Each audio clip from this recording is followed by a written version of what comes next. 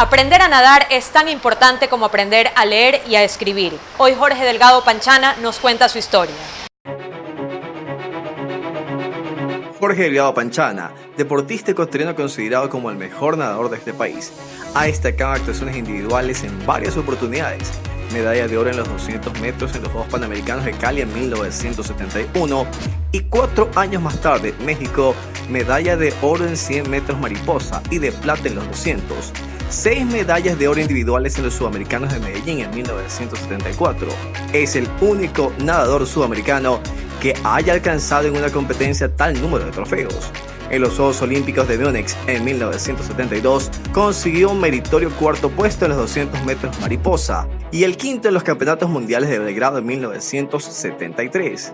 Junto con Enrique Ledesma, Diego Quiroga y José Luis Yepes, formó el equipo que en 1978 logró el Campeonato Sudamericano de Natación organizado en Guayaquil.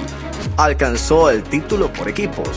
Tras este certamen y después de haber conseguido 19 medallas de oro en el ámbito sudamericano, se retiró de las competencias para dedicarse a preparar a futuros campeones en este deporte.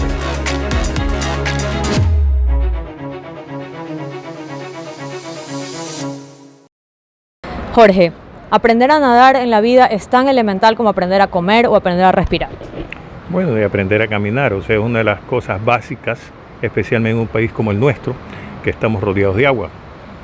Orográficamente es el cuarto país en América con mayor cantidad de ríos y afluentes, tenemos lagos, tenemos mar, entonces es muy importante para nosotros, el ecuatoriano, que sepa nadar. Jorge, hace poco usted hizo unas declaraciones, me parece que a Diario Universo, donde decía que el Ecuador está enfermo de fútbol. ¿A qué se quiso referir con eso? Bueno, recuerde que normalmente en publicidad dice, si yo tengo piedras y hago la publicidad correcta, vendo piedras. Entonces hay que darle el mismo espacio. Tenemos una ley de comunicaciones que debería decir que por lo menos el 50% de los espacios deportivos deberían cubrir fútbol y el otro 50% debería cubrir los otros deportes. Es importante que el público conozca que tenemos nosotros riqueza en otras disciplinas deportivas que son las que nos dan medallas. El fútbol pues obviamente nos da pues cada fin de semana pues ciertas alegrías, ciertas cosas, pero los verdaderos logros al momento lo estamos consiguiendo con los deportes, en su momento fueron amateur. Jorge, yo soy una convencida de que para crear una masificación en un deporte X, cualquier deporte, hay que crear ídolos. Yo pienso que es así. Usted, cuarto lugar en Múnich, la gente se volteó a las piscinas. Jefferson Pérez, medalla de oro, la gente se volteó a las calles a correr. En fin, así se ha ido creando, masificando los deportes, creando ídolos. ¿Usted está de acuerdo con eso o no?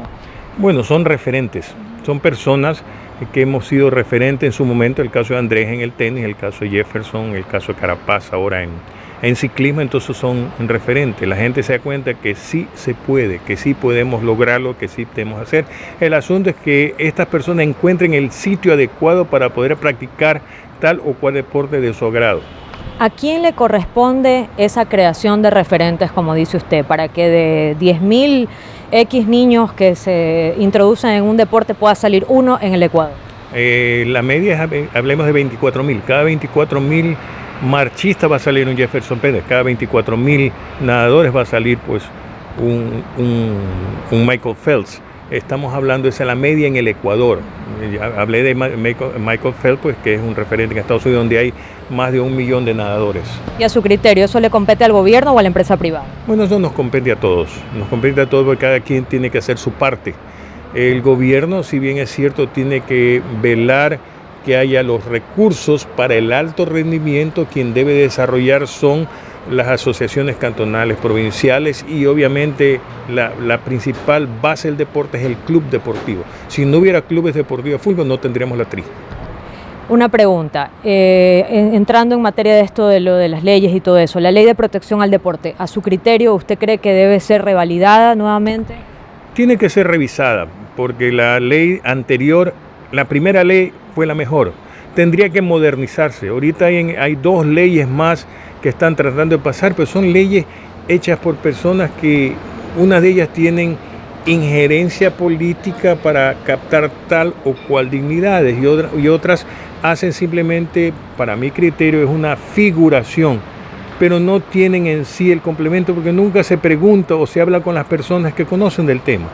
muchas veces el yoísmo de estas personas que quieren figurar haciendo leyes, ponerle a la ley su nombre o que se conozca la ley contra el nombre, no necesariamente eso es bueno. Recuerde, ¿para qué necesitamos tanta ley si las cosas son necesarias? O sea, no necesitamos la ley de alimentación.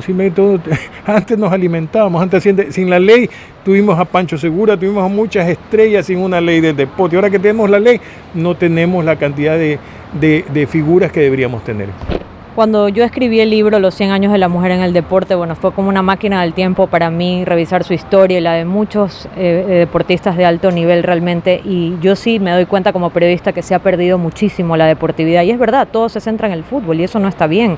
Antes había más deporte en el Ecuador, Jorge, ¿qué está pasando? No, los deportes siempre están, lo que pasa es que no se les está dando la cobertura o no se les está dando el espacio que estos siempre han tenido, han perdido espacio. ¿Usted cree que la culpa es de los medios? Bueno, recuerde que el fútbol es un negocio. El fútbol se lo maneja como negocio. No se lo manejamos como deporte. Primero como negocio, luego como deporte.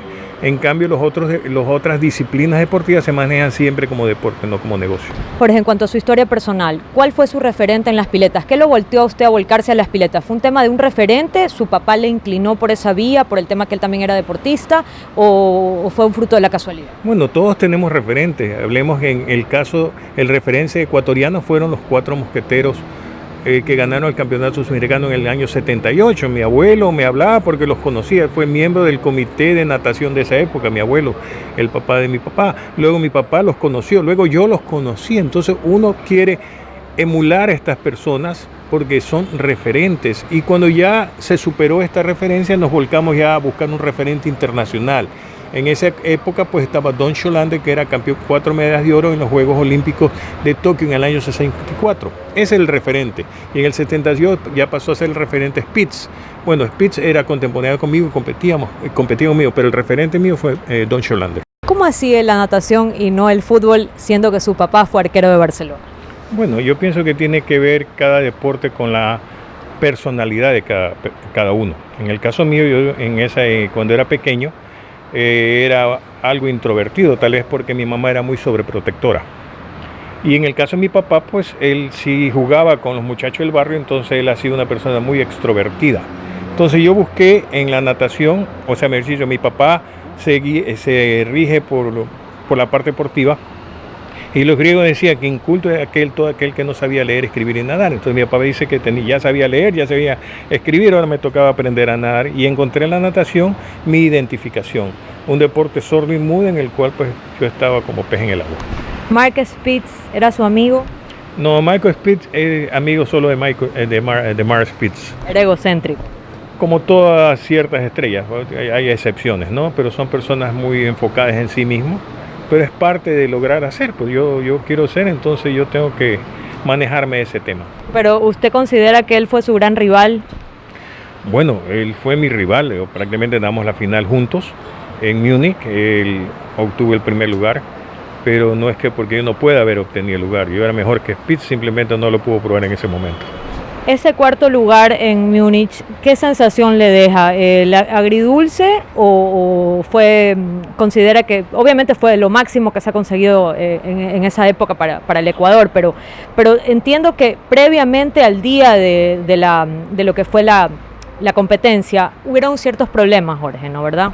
Bueno, problemas no, hubo que tomar ciertas decisiones. Yo había sido designado abanderado de Ecuador, y mi prueba al día siguiente era a las 8 de la mañana, significa que yo tenía que haber estado desayunando a las 6, a las 7 calentando la piscina y a las 8 ya compitiendo. Entonces ir a la inauguración, estar tanto tiempo parado, desfilar, porque en esa época una inauguración demoraba 5 o 6 horas, se consideró que era contraproducente, así es que me quedé en el cuarto que teníamos asignado, y se pidió a Abdalá Bucaram, que era miembro del equipo olímpico, que llevara la bandera. Pero este tipo de falta de decisiones estratégicas de logística, ¿considera que con toda la experiencia que ya ahora se ha aprendido mucho del tema del manejo deportivo, al Ecuador ya no le hubiera pasado eso o es relativo? A ver, recuerde que era la tercera vez que Ecuador participaba en unos Juegos Olímpicos. La primera vez fue en 1924, no hubo dirigentes, simplemente 3 atletas que fueron a competir. La segunda vez fue en México, el año 68, y obviamente faltaba experiencia. O sea, nosotros aprendemos de nuestros errores y en ese momento fue lo que se consideró y pienso que se tomó la decisión correcta. Se logró un cuarto lugar al día siguiente, un récord sudamericano y una posición pues encomiable para el Ecuador. Lo que pasa es que para ser campeón olímpico, conseguir los 3 primeros lugares, supongamos, yo estoy convencida de que tienen que confabularse muchas cosas, o sea, no solamente que el deportista sea de alto nivel y sea lo máximo, tiene que haber unas casualidades entre comillas de que todo esté perfecto, la logística previa, el descanso previo, los nervios, en fin. Todo, vuelvo repito, tiene que todo estar bien hecho. Recuerde que es un rehearsal que se hizo, o sea, se practica todos los días hasta lograr la perfección, ya no se piensa, simplemente todo es automático.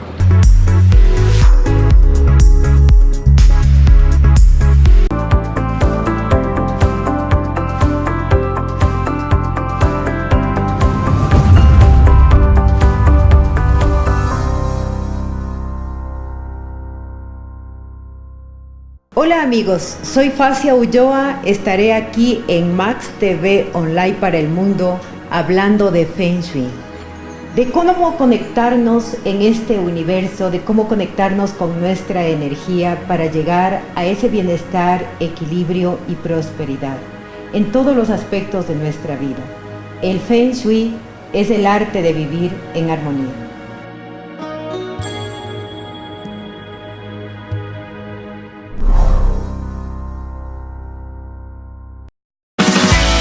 Descubre nuestra app. Ahora Max TV directamente en tu móvil. Descarga tu aplicación de Max TV Online y disfruta de su programación. Descarga app Max TV Online. Hola, traigo un tarot terapéutico interactivo para ti. Todos los jueves a las 10 de la mañana nos juntaremos para revisar salud, dinero, amor, todo lo que te interesa. Recuerda, el tarot es una guía, no una sentencia. Toda la información ya está dentro de ti. Consúltame en el Tarot de Anama, aquí en Max TV.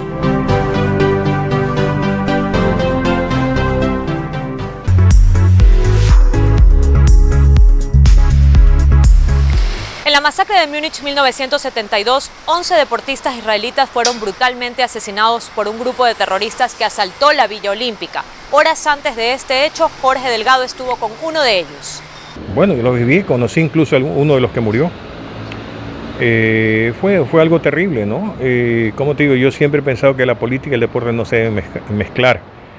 Siempre que la política se mete en el deporte, quien sale mal parado es el deporte, como sucedió cuando murieron estos chicos que no tenían culpa por fanatismos de ciertas fanatismos religiosos, fanatismo de ciertas situaciones que mucho tienen que ver con la cultura de cada pueblo, pero en este mundo vivimos y tenemos que hacerlo y tomar las medidas para que eso no se vuelva a repetir. Jorge, cuéntame el intercambio de pines que usted tuvo con uno de los chicos. Bueno, con Joseph Romano ese día normalmente pues en los Juegos Olímpicos se coleccionan pines y Ecuador tenía solamente 3 participantes, entonces nosotros éramos los cromos difíciles de la Olimpiada, porque nos habían dado a cada uno, si mal no recuerdo, eran 10 pines que nos habían dado a cada uno, entonces nosotros en algunos momentos cambiamos hasta 2 pines por 1, ¿no? Entonces íbamos a la plaza de la Olimpiada, o sea, donde está la Plaza de las Banderas, donde se reúnen todos los deportistas, y ahí cambiamos los pines, y ese día nos daban a nosotros de viático $1 diario de viático. Entonces íbamos al banco a cambiar porque nos daban 3 marcos por $1. Entonces con eso tenía la semana $7, iba a cambiar mis dólares para tomarme una Coca-Cola y me comer algo, yo era feliz con mi dólar que me daban diario. Entonces en ese momento que estaba haciendo fila en el banco, delante mío había un muchacho que resultó ser Joseph Romano, que tenía un afro, me acuerdo, tenía un afro. Entonces a cada rato regresaba a ver el pin que yo tenía, hasta como la tercera vez que regresaba me preguntó si podíamos cambiar los pines. Bueno, le dije, bueno, sí, cambiamos el pin y comenzamos a conversar, pues en su inglés y en el mío, nos entendimos y por unos 5 o 10 minutos departimos y luego nos despedimos como si nos hubiéramos conocido toda la vida. ¿Y la tragedia pasó ese día a la noche? No, fue al día siguiente. Al día siguiente lo que sucedió, o sea, nadie se lo esperaba. Yo no sabía qué había pasado. A mí me chocó fue cuando salieron las fotos de los muertos, de los fallecidos en el diario. Ahí me di cuenta de que con quien yo había hablado días anteriores era uno de los fallecidos. Claro, no existía el internet, las comunicaciones no eran el nivel de ahora y todo eso. No, yo escribía cartas a mi mamá desde mi cuarto en la Villa Olímpica. Escribía cartas a amigos y mandaba postales y todas esas cosas, simplemente como era. Es algo bonito escribir postales y escribir cartas, ¿no? ¿Te extraña esa época? Sí, por supuesto, las cosas eran más simples, más puras, más había más inocencia. Jorge, ¿qué hacer para que en el Ecuador podamos tener más Jorges Delgados en nuestra historia deportiva? Bueno, en primer lugar, tenemos que por lo menos conseguir que el Ministerio de Educación de alguna forma haga que nadie podría graduarse o terminar la primaria, la secundaria, la universidad si no sabe nadar. Es una forma que algún momento llega un chico por acá, viene a aprender, le gusta y se queda practicando.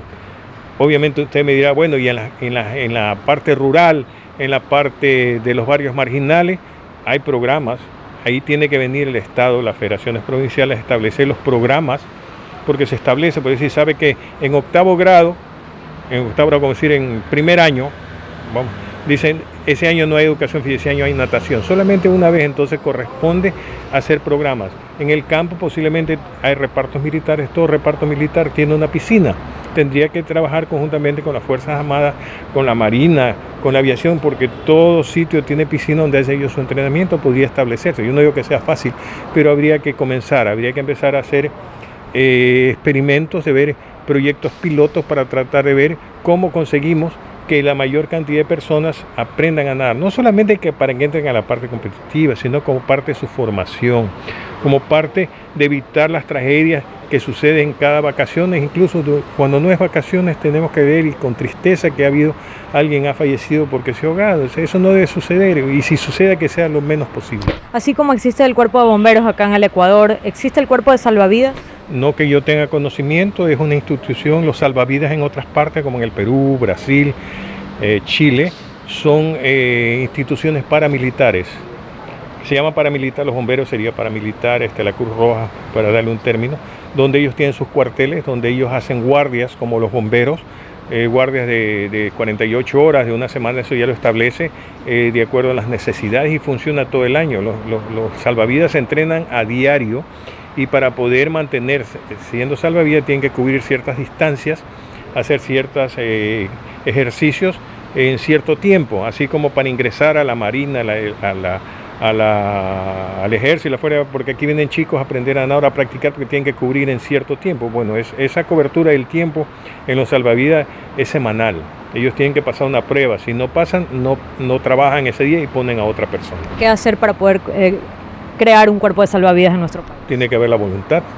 Obviamente eso le corresponde. Yo pienso que debería corresponderse a la parte de la provincia, a la gobernación, o en su defecto a las prefecturas, porque no a la alcaldía, porque eso se enfoca en una ciudad. Vamos a poner un ejemplo, Salinas, pero en cambio la prefectura se enfoca en todo el perfil costanero de la provincia de Santa Elena, por tomar una provincia de ejemplo, pero eso es para las provincias que tienen costa, y obviamente en la sierra las provincias que tienen lago, y obviamente otras que tienen ríos, que también debería haber las que tienen playas, porque hay ríos que tienen playas que la gente los frecuenta bastante. Jorge, para finalizar, el fruto de su constancia hizo que finalmente pueda conseguir todas las medallas que consiguió. Grandes sacrificios que usted hizo. Yo sé que en su historia personal hasta le tocó dormir en piscinas en Estados Unidos, porque era muy complicado pagar un lugar fuera del país y todo eso. A los chicos de ahora les cuesta hacer esos grandes sacrificios. ¿Usted cree que ha cambiado en algo la generación? Bueno, sacrificio es cuando usted lo hace por la camiseta y por la patria, pero cuando ya entra a hacerlo por el dinero ya no es sacrificio, simplemente usted es un profesional, y tenemos en el deporte buenos profesionales, malos profesionales y personas que aprenden a ganarle al sistema. Entonces ya con los deportistas actuales no podemos hablar de sacrificio, estamos hablando de los que reciben dinero. Simplemente son profesionales que tienen que rendir como cualquier otro empleado privado o público, y se les tiene que exigir cuentas del dinero que se les está entregando, porque no es una inversión. A estos deportistas se está haciendo un gasto. Bueno, y mi última pregunta, y esta sí es una pregunta que se la hago a todos los que estuvieron alrededor de ella, Mariuxi Febres Cordero. ¿Usted cree que si ella no se hubiera retirado un año antes de Montreal hubiera ganado una medalla de oro? No creo que hubiera ganado una medalla, pero sí pienso que podía haber hecho una final. Pienso que podía haber entrado a una final. Tenía las condiciones, tenía las cualidades, pero las circunstancias son diferentes. Tal vez yo no podría, habría que preguntarle a ella, ¿no? Vuelvo a repito, las condiciones mías, yo sí necesitaba una beca e irme a estudiar afuera, porque mi papá no tenía para pagarme la universidad. En el caso de ella, presumo que su papá pues tenía otras condiciones económicas y no necesitaba una beca para irse a estudiar afuera. ¿Y usted cree que el hambre deportiva va ligado también con el hambre de gloria? Definitivamente, si no hay hambre deportivo, no estamos en nada. Muchas gracias, Jorge. Seguro. Y aquí, desde estas piletas, donde se forman las nuevas semillas para la natación ecuatoriana, nos estamos despidiendo, porque todos los actores sociales, sponsors, dirigentes deportivos, periodistas deportivos, estamos inmersos en que la natación también tenga su espacio. Gracias por haber estado del otro lado y, por supuesto, en este programa las leyendas tienen su historia.